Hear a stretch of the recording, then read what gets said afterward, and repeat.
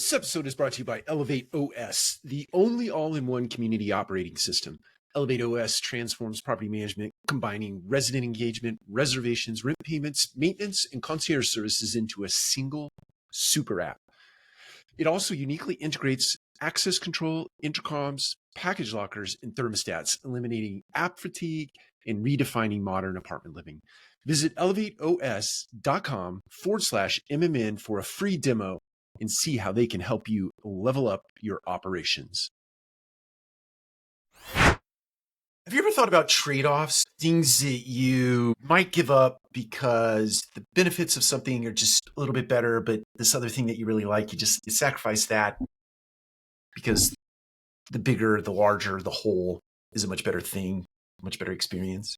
Before we get into that today, I wanted to share with you that we're doing the second annual Podcast Palooza in Las Vegas at the 1923. I think that's a club. I don't club very often, but Jennifer Carter, the great Jennifer Carter, is actually putting together a wonderful experience called Podcast Palooza Part 2. And it's going to be emceed by Eric and Justin from the world famous Weekend Edition, Multifamily Weekend Edition. They're going to MC the event, and those two have incredible personalities, and I have no doubt will bring the thunder, the energy to that particular event. I can't wait. This is going to be very exciting. So that's this summer at Apartmentalize in AA event. We do that one evening. I think it is Tuesday, June 10th. So go to the website, go to Multifamily Media Network, sign up, RSVP for that event. It will be spectacular.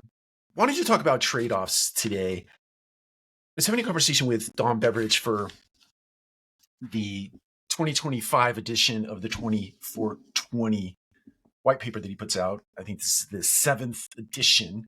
One of the things we talked about was making a trade-off. I think Dom had cited that there was an executive somewhere in the multifamily space that had called him directly and just asked for a piece of advice because he knew that Dom was thoroughly knowledgeable of this tech set, if you will.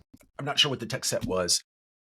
Specifics don't matter, but the executive was like, hey, look, I'm thinking about making a trade-off here. I'm going to go with this one piece of technology because it makes my stack a little less cumbersome, tech stack. But what am I giving up if I go with this other piece of technology?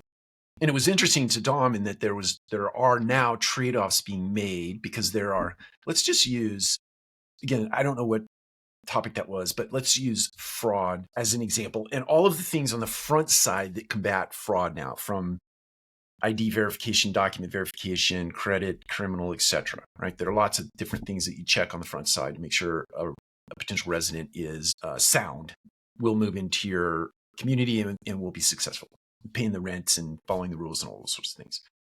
But there are 12 or 13, 14, maybe 15 different pieces of technology, that is competing companies out there that all have some sort of specific thing that they do. There's no one-stop solution that bundles all this stuff together so that you have one technology that can handle the entire workflow with a high level of efficiency and effectiveness. So you have these 12, 30, 40, 50 different solutions. And maybe you have to break up this resident journey into 2 or 3 component parts, and you have to find the best of breed in each one of those 2 or 3 segments or buckets, and then you have to put that technology against your moving process, and it's just very cumbersome. And so it brought to mind when we're having that discussion that Steve Jobs made a decision, sitting in a room probably full of designers and marketers and etc., that they were going to make some trade-offs as it related to the iPhone when they were developing the iPhone. And one of the things on the iPhone, in the early innings, there was just one button at the bottom that was the home button, and it just brought you back to the home page every single time. And there was no tactile keyboard on there. And Steve Jobs made the decision to move away from those things because and make a trade-off, right? So the tactile keyboard went away and the home button was there, and it became sort of intuitive, or it was absolutely intuitive, that you navigated your way around the iPhone that way instead of a traditional way. The other trade-off that they made is that Apple has a famously closed ecosystem, which people rail against all the time, unless you're an iPhone fanatic or an Apple fanatic.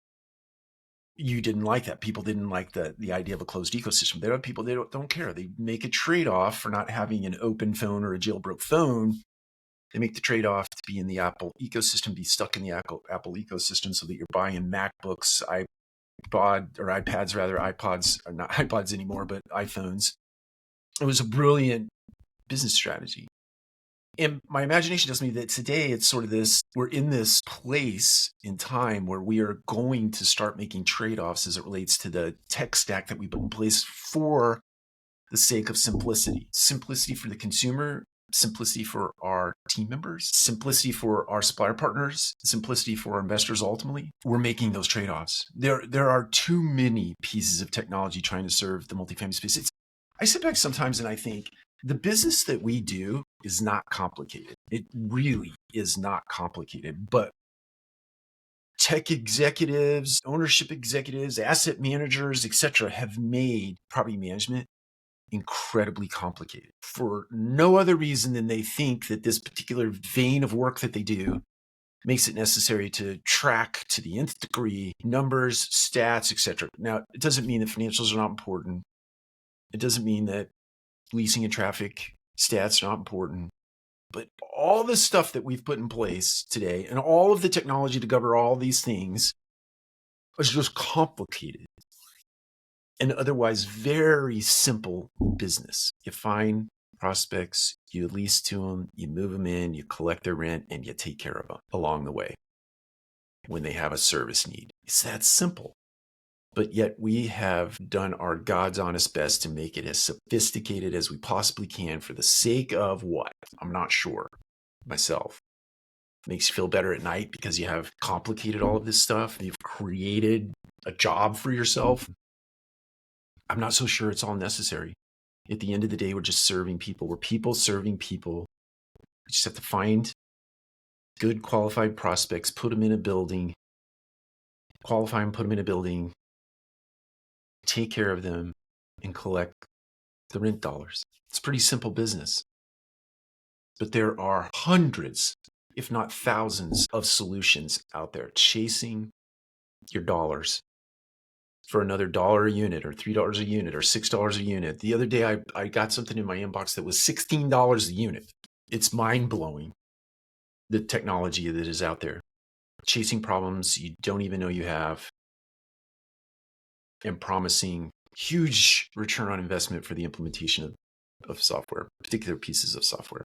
I'm just not so sure that it's all that necessary.